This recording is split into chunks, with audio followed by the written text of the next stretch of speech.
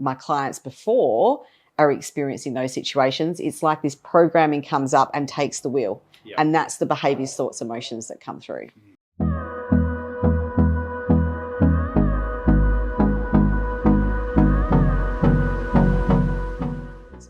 I think that part there you've mentioned, things still come up because I've experienced that since the journey. Yeah. But it's like where things would come up before and you dropped into like a crisis mindset. It's like, right, everything's fallen apart. It's crisis time. Yeah. Which is something that maybe I would lean back into time and time again. It's like, okay, this has come back up.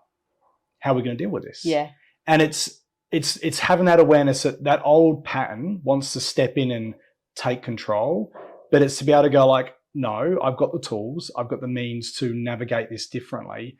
And I think that's been my biggest takeaway is like, okay, things are still going to happen. We're still going to have triggers around certain things, but we don't need to necessarily go back into that old pattern, that old way of being. Is that what you've experienced a fair bit with the clients you've worked with as well? Yeah, well, I think it's healthy to have a little bit of fear, right? Yeah. Otherwise, we're going to be walking out in front of moving trucks and stuff, right? So that's what we're designed to do. But it's when it becomes unhelpful is where RTT can come in. And it gives you in a space then and takes you this place that when something comes at you that can create fear, you have that discernment.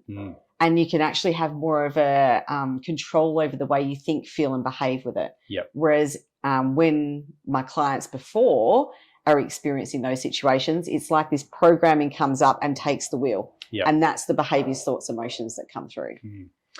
For me, there's the conscious mind that we generally operate in. And I would almost talk about the subconscious. Like if there's an iceberg and we see this iceberg coming out of the water, the subconscious is that massive iceberg under the water that we don't see. Yeah. And I think for me, when I drill down into my own personal journey, you start to realize how much of the driving the subconscious does. And I would equate this to, I think I had an awareness once of like, oh, like my consciousness or my conscious mind is in the backseat of the car. And the subconscious is just like, yep, let's avoid this, let's avoid this, let's avoid this. There's fear, there's panic, there's a crisis. Yeah. And it's an unhealthy way to live. But like you said, with your other client, you drill down into that childhood trauma where, you know, the kid's perspective on life is very different to an adult's. Yeah. And we maybe aren't fully formed in brain development and experience and cognition.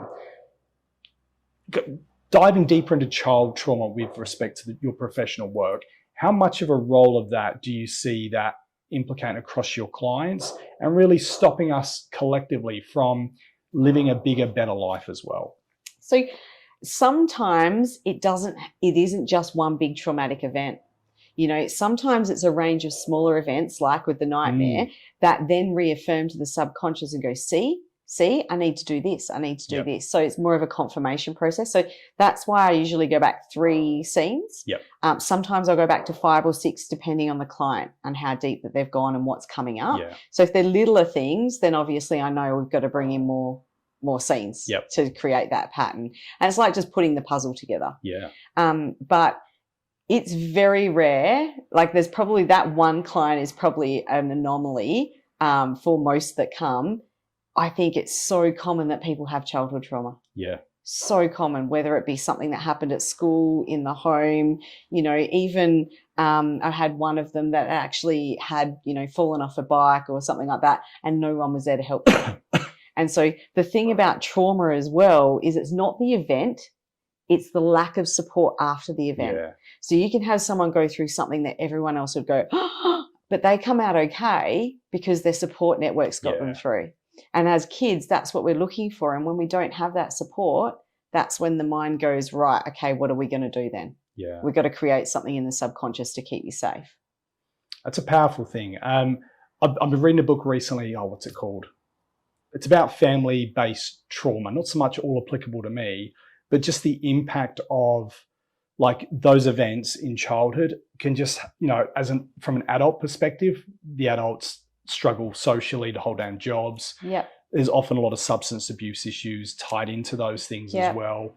I think there's definitely more we can do collectively as a society to address trauma-based issues and how we communicate and engage with people. How much of, sorry, I'm going to try and go off on a slight tangent. My apologies. It's it's a big complex matter, and it ties in with mental health. And I think there's a lot of good awareness stuff happening with mental health, but it's still very much the issue.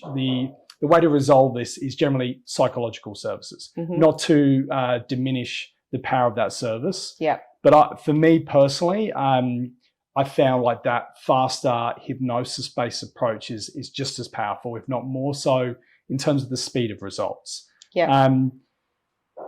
Do you have any thoughts collectively on what we're doing well, what we can do better in terms of like supporting each other, what the system has in terms of advocating towards government, what we could do better there as well? Is there anything you would like to put out into the world that people might just start to go, okay, maybe we could consider other things to drive the issue forward in a better way as well? Yeah, I do. And I think just before I go into that, just reaffirming what you were saying then, right? Talk therapy. I've done talk therapy with a psychotherapist. So talk therapy is important, but it's kind of like, how does someone get fit? Yes. Some people like going for a run. Some like strength training. Some do CrossFit. So there is a space for everything. And I think with the clients that come to me, I've kind of put it out, energetically to go, just bring me the clients that are going to benefit from me. Because I know that there are going to be clients that would come through the door that won't get the benefits. Absolutely. Because they're not runners or they're not strength trainers, they're CrossFitters, right? Yep. So it's about choosing the right modality for the person. Yep. I think what we are lacking on, though, is that awareness of how powerful the subconscious is. Yeah. I don't think people really understand and get it. And, we were saying before with that KISS theory, right? Yes. Everyone says keep it simple, stupid. And kind of changing that, keep it simple, superstar, because we're telling ourselves we're stupid. Absolutely. And you tell yourself something enough, even if you don't consciously think you believe it, your subconscious does, because the mind doesn't know what's real or not, right? You can say a joke and you think, oh, I was just joking. The mind doesn't joke. The mind hears those words and goes, right, that's what I need to connect with. Add that into the programming. So I think if we were able to come in at that younger stage, and I can see a little bit of it in schools with positive behaviour schools and the way they're set up, but come in a little bit more and actually give some understanding to people on how powerful their subconscious mind is, then that I think is going to create a lot of more benefit in that mental health space in years to come. Absolutely. I'm a big believer in language is power. Yes. And the spoken word is the most powerful tool we all have at our disposal. And even as a marketing firm, marketing is storytelling for businesses, which is just taking language and sometimes, presenting it as a website or graphic design or maybe a social media post.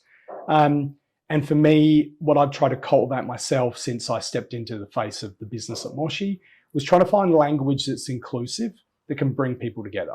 And I do that with the intent of, there is some negative stories out in the world. The media is often full of them, and it can be a little bit addictive to people to buy into this, and we get caught up in the fear storm.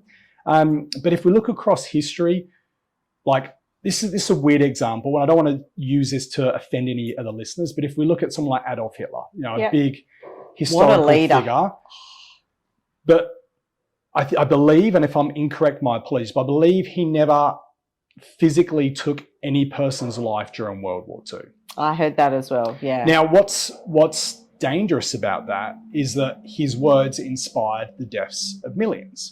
And I think, like, when we can have an awareness of charismatic leaders who are able to use language creatively to pursue an agenda in that way, like, I think that should highlight to the world how powerful language is. And if we look at our political leaders, they are often some of the most powerful people at leveraging language to manipulate, to control narratives, and to generate outcomes that suit their own ideology or their own political agenda. It's not to say those things are good or bad, but if we break it down in a nutshell, that's what it's all about.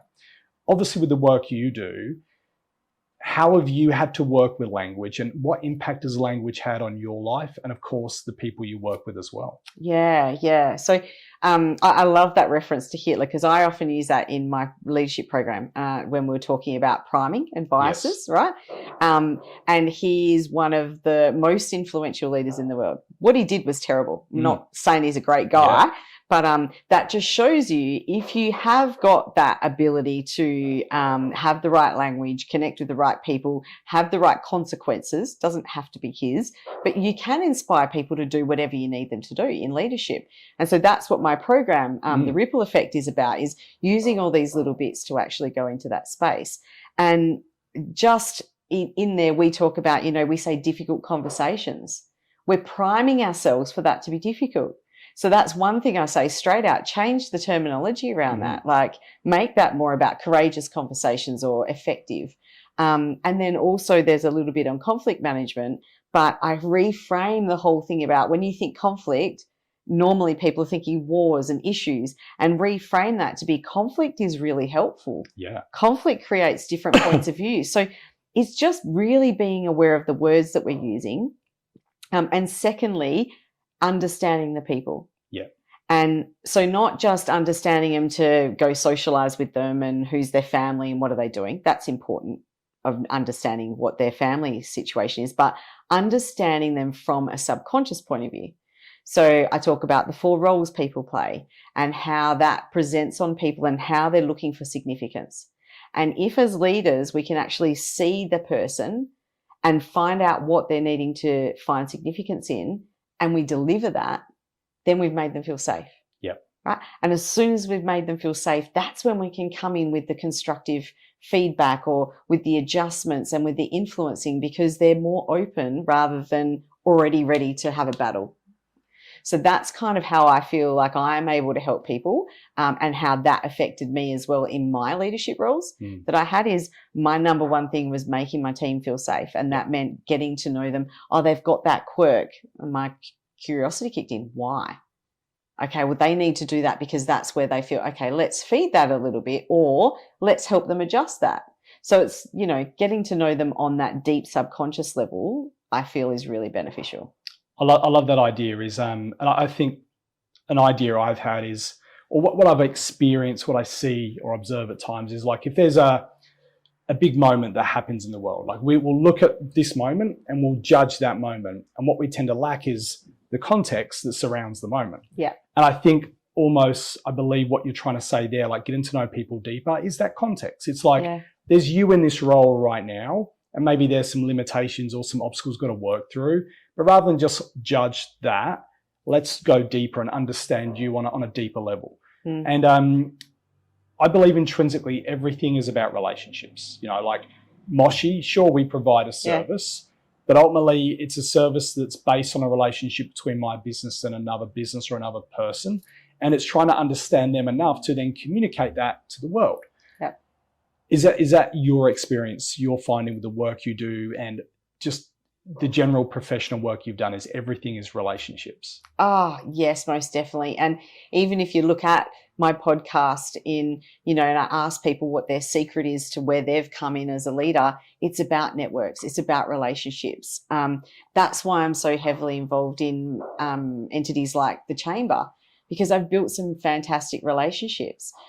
Most of my podcast guests have come from the Chamber or from the Southwest Leaders program, right? Yep. Because that's where I've connected. I've also done events like the Tony Robbins events and Business Mastery, and the connection I've picked up from that as well has really been inspiring to me. And I think what the key thing is having those relationships with a whole range of diverse people. And what we tend to do, though, is because we feel safe when we're familiar, so we surround ourselves sometimes with things that are too familiar. And that limits our ability to grow. If someone came to me and they told me the mean salary of the 5 people they spent the most time with and the actual average mood, I could pretty much tell them what their salary is and what their mood is, right? Because that's what we are. We're the sum of the people that we surround ourselves with. And so understanding that, I surround myself with a whole range of different people from a whole range of different backgrounds, so that can increase what I can bring, into my space. I think that diversity